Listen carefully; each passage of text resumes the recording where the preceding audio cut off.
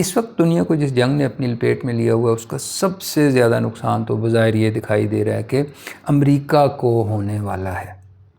لیکن اس کا کیا مطلب یہ ہے کہ پھر سب سے زیادہ فائدہ ایران کو ہوگا؟ میرے خیال میں اس کا یہ مطلب نہیں ہے۔ سب سے زیادہ فائدہ جس ملک کو ہوتا دکھائی دے رہا ہے وہ بالعموم لوگوں کی نگاہ میں نہیں ہے۔ لیکن اس سے پہلے کہ اس کے بارے میں ہم بات کریں تو ہم ایک ایک کر کے تو یہ جو جنگ ہے اس کے جتنے بھی ڈائریکٹ سٹیک ہولڈرز ہیں کہ بھئی انڈائریکٹ سٹیک ہولڈر تو ساری دنیا ہے، لیکن وہ ممالک جو براہ راست جن پر یہ جنگ اثر انداز ہو رہی ہے تو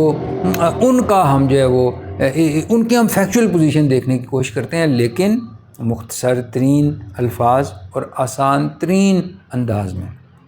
سب سے پہلے امریکہ کو لیتے ہیں تو میں آپ کو بڑی آسان سی ایک مثال دوں کہ بھئی میں یہاں پنڈی اسلام آباد میں رہتا ہوں تو میں کراچی جا کر کسی کے اوپر حملہ کر دوں تو جو اخراجات اس حملے کے مجھے برداشت کرنے پڑیں گے وہ اس کو تو نہیں برداشت کرنے پڑیں گے نا جس کے اوپر میں نے حملہ کیا۔ تو اسی طریقے کے ساتھ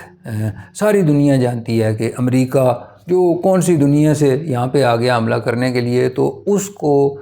جو اس جنگ کی جو بہت ہی بڑی کاسٹ جو ہے وہ اٹھانی پڑ رہی ہے۔ اچھا، پھر دوسری چیز کیا کہ ڈونلڈ ٹرمپ ہے اور ان کی سیاسی جماعت ہے، اس کو ناقابل تلافی نقصان پہنچ رہا ہے اس جنگ کی وجہ سے کہ بھئی ایک طرف تو جو ہے وہ فیول کی پرائسز امریکہ کے اندر کم و بیش دگنی ہو چکی ہیں جس سے ہر چیز مہنگی ہوگی اور امریکہ کے لوگوں کی فی الواقعہ چیخیں نکلنی شروع ہو گئی ہیں۔ اور دوسری طرف جو ہے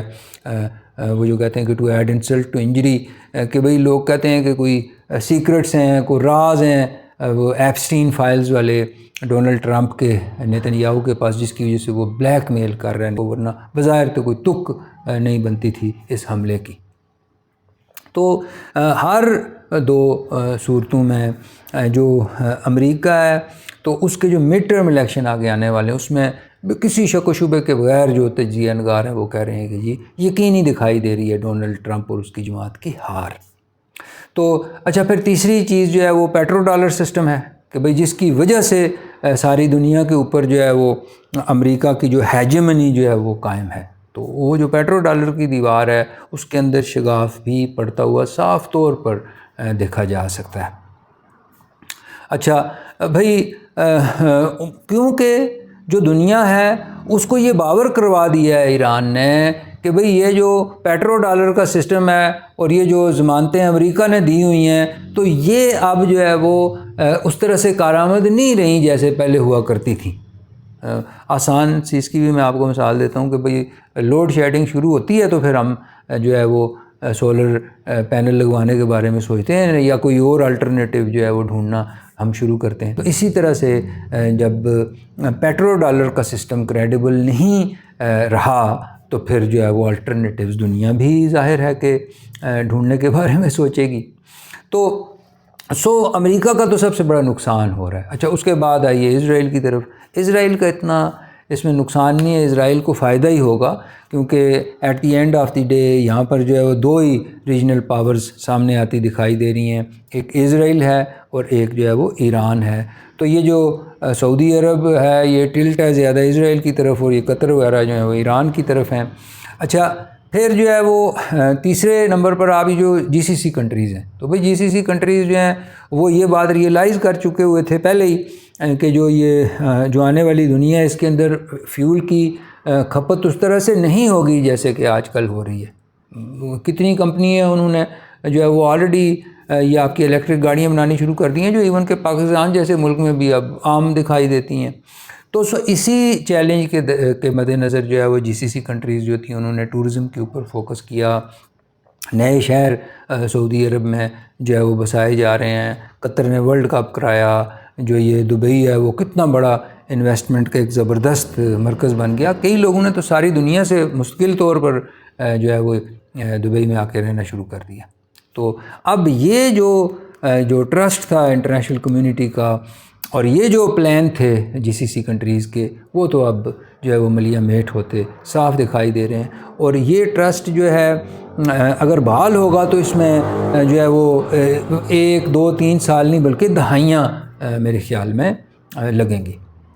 اچھا، اس کے بعد آ جائیے جی آپ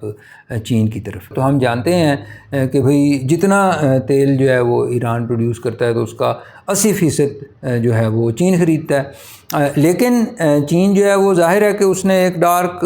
فلیٹ سسٹم بنایا ہوا ہے اور الٹرنیٹیو پیمنٹ کا میتھڈ بھی بنایا ہوا ہے تاکہ وہ یہ ڈیٹیکٹ ہوئے بغیر کہ یہ تیل وہ ایران سے خریدتا رہے۔ اس میں چین کا فائدہ یہ ہے کہ اسے تیل جو ہے وہ بہت سستا ملتا ہے، اور ایران کا فائدہ یہ ہے کہ سینکشنز کے باوجود اس کا تیل بک رہا ہے۔ بلکہ شاید آپ کے علم میں ہو کہ یہ جب جنگ شروع ہوئی تو جب تک اسٹریٹ آف ہارموز جو ہے وہ بند نہیں ہوتی، اس وقت تک تو جو ایران کا تیل جو ہے وہ پہلے سے زیادہ بکنا شروع ہو گیا۔ تو چین کو اس سے نقصان ہوگا، لیکن جو چین کا نقصان اس طرح سے کمپنسیٹ ہو جائے گا کہ بھئی دوسری طرف جو ہے وہ یو ایس ہیجمنی بھی تو ختم ہو رہی ہے نا، ہندوستان اسے یقیناً نقصان اٹھانا پڑے گا، کیونکہ جو ہندوستان جو ہے اس کا جو انرجی کے لیے وہ 60% اپنی ریکوائرمنٹس جو ہے وہ GCC کنٹریز سے پوری کرتا ہے۔ یقیناً ہندوستان جو ہے وہ اب امریکہ سے اجازت لے کہ اس نے جو ہے وہ کچھ تیل روس سے بھی خریدنا شروع کیا،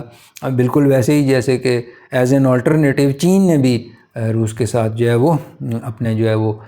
کوئی جو ہے وہ یہ خرید و فروخت شروع کی ہوئی ہے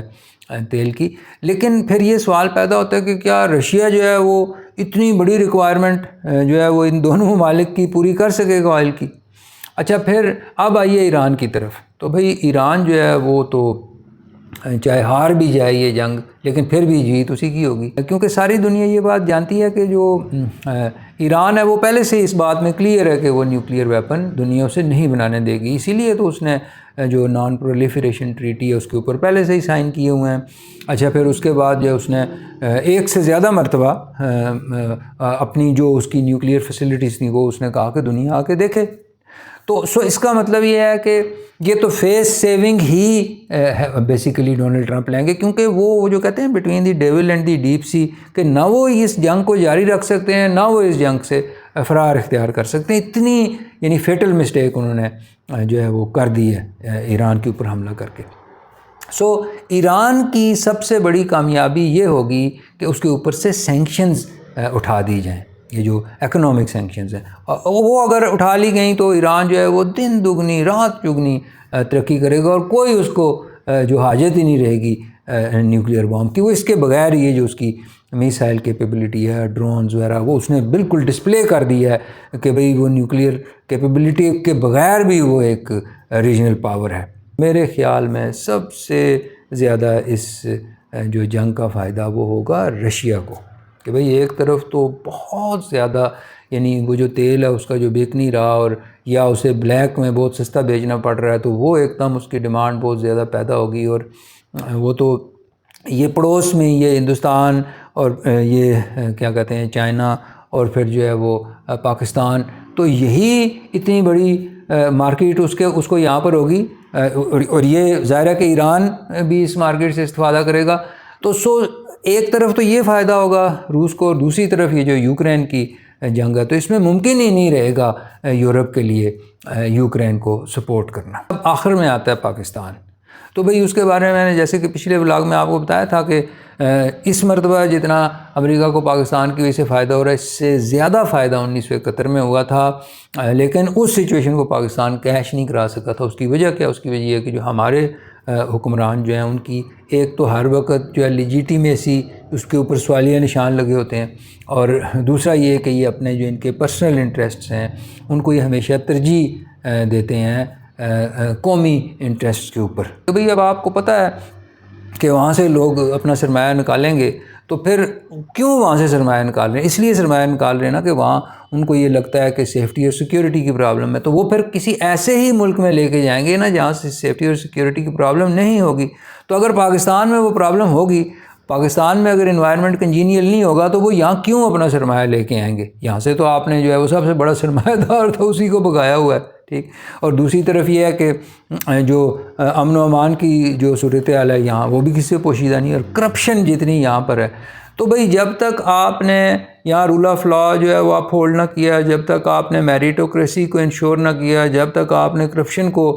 ختم نہ کیا، تو اس وقت تک سوال ہی پیدا نہیں ہوتا کہ آپ اس سچویشن سے کوئی فائدہ اٹھا سکیں۔